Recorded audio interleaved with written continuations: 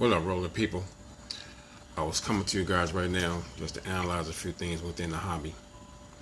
Right now, our current situation is we're being targeted by the government over some Newcastle disease.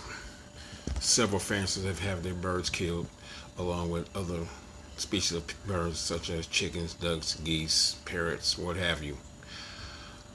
And they said trying to stop the spread of a disease that, in the way I see it, to stop the spread, you have to first target the birds which cause the spread, making the spread so wide. Birds that travel from place to place, such as sparrows and doves, crows, all those birds like that. Those are the birds that are spreading it, because those are the birds that go from place to place. Our pigeons are stationary. They pretty much stay at home. They don't travel to other cities, across other cities, unless they're chased away by birds of prey, falcons, hawks, etc. Now, if they really wanted to stop this, they would have started with those birds first. Okay, start those birds first. Those stop the spread. I think the reason why they're not targeting those birds right there because you get all these other entities involved, like PETA and stuff like that, and they don't want to deal with those people, so they rather deal with us. I understand they want to, control the spread or stop the spread or whatever they're trying to do, but I think they're going about the wrong way. Because in several houses that they're targeting, they say one bird get infected, but they kill the birds down the street that have been negative. But you got wild birds flying in and out of these areas all day, but I don't see them chasing those down, targeting them birds and getting rid of them because they're still everywhere. That's that. I would suggest you guys take whatever legal steps you can take to protect your birds, but I would suggest you do not interfere with any kind of federal investigation, whatever they're doing. I say that wouldn't be wise. You don't want to bring more attention to you or to the hobby. But at the same time, I know what you gotta do. What you gotta do. Okay, now, as far as our hobby is concerned itself, I was on Facebook a few days in a row, and I'm starting to see a lot of videos on people training, showing people how to train rollers. What qualifies a person to be a trainer of rollers? There's different ways. There's so many different ways to train a roller. There is no set way. None. No set way. You do what works for you. That's the best I can tell you.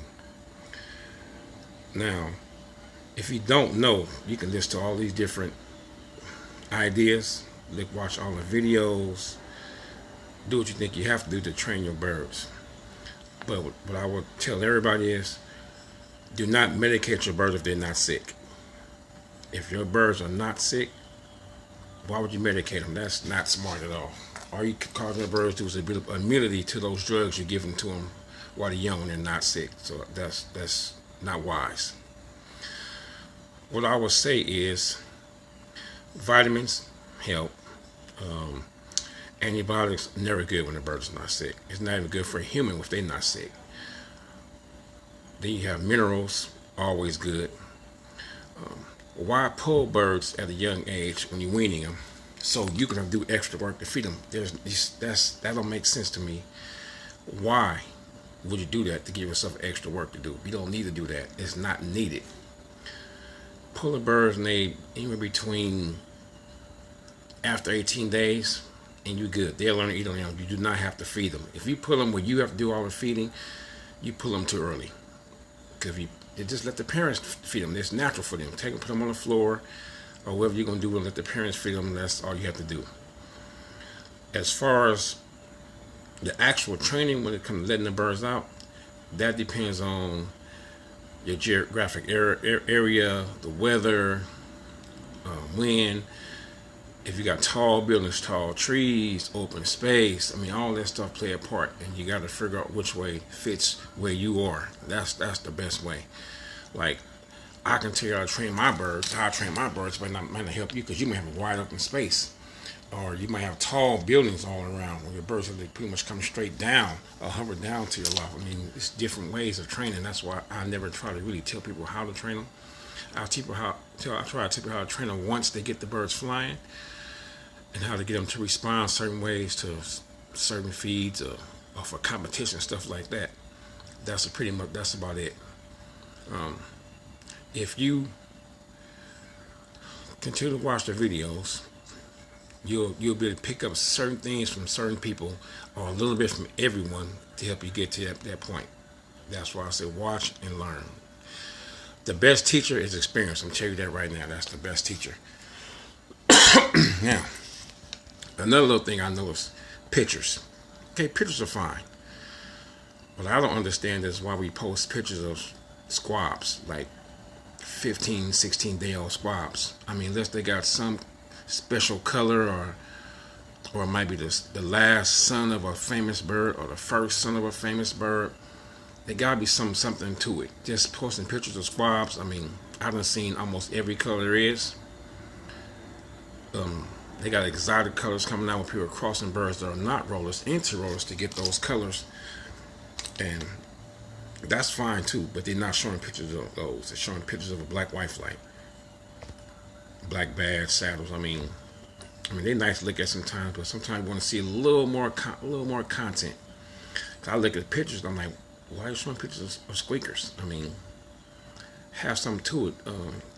Let's give people some meat to chew on, something. Not just show them bread all the time.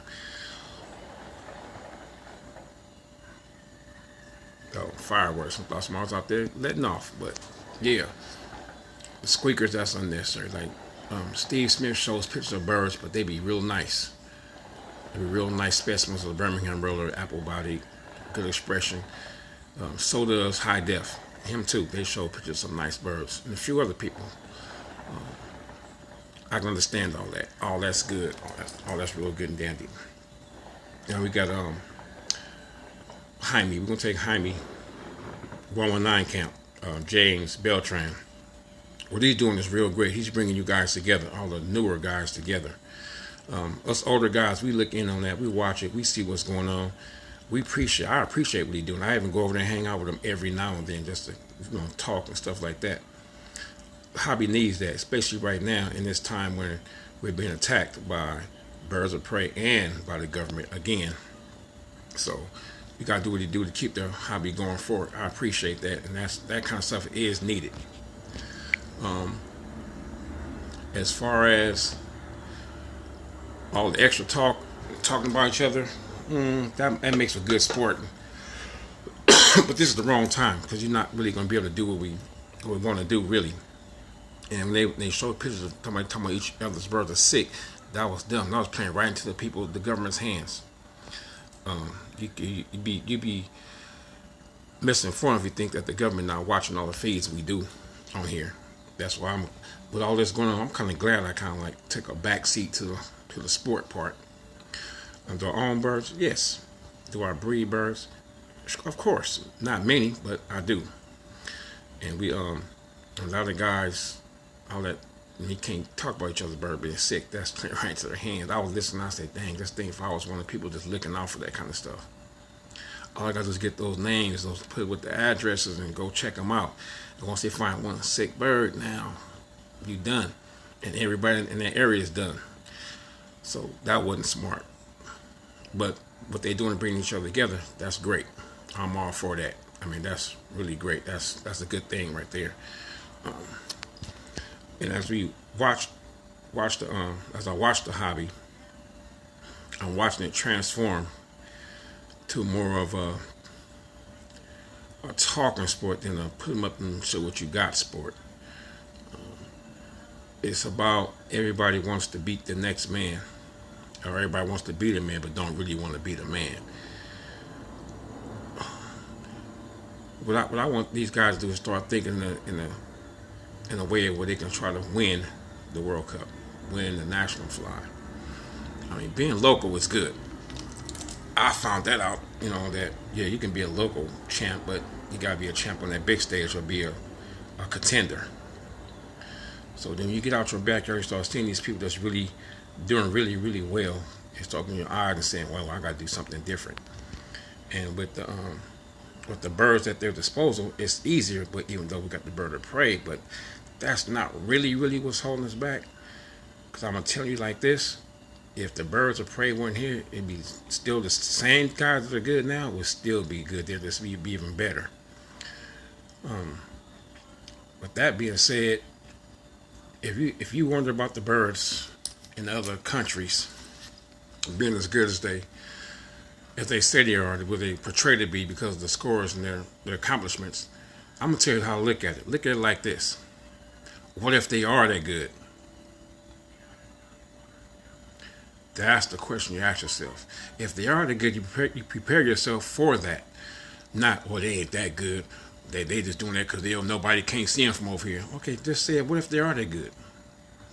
You got to prepare your birds to be competitive on that level. That's how you got to think about it. If they scoring 800 to 1,200 points, that's where your birds need to be. They compete with just in case they are that good. Just like I always tell people, the worst mistake people made was underestimating people like Michael Jordan, Kobe Bryant when they have bad games and say, oh, he scored was this many points his last game. Oh, he ain't been doing nothing his last week. Then he come back and hit you one of his super phenomenal games, and now you're looking stupid, wondering how you lost. And that's how you gotta look at it. Now, if you prepare to beat people at their best, you have a better chance, and then you'll understand what it takes. So, like if the guys over there are scoring 1,200 points, and if it's real, and you prepare your bird to score 13, guess what? You beat them. But if they're scoring 1,300 points, you prepare your bird to score 2 or 3, guess what? You're gonna lose, and you're gonna lose bad. That's how you gotta look at this right here. I always look at it way different from everybody else. If the winning kits are scoring 3 to 5, I'm trying to figure out how I can score 7 or 8. That's what I'm looking at. So if I fall short of that, I'm still just above them or right with them. That's what we got to think about. But I don't want to hold you guys up too long. It's just some food for thought I was throwing out there. But I'm planning on having doing this like all the time, at least once a week. It's gonna be called The Roll. I'm gonna have me, maybe two to three other people. We're just gonna talk about different topics. It's gonna be a set amount of topics, maybe 3 topics. We only gonna talk about those 3 topics on that particular night. It's gonna be called The Roll. So you guys need to tune in. Keep tuned in. Stay tuned in and watch me in the future. Keep London. I'm out. Peace. Oh, there you go.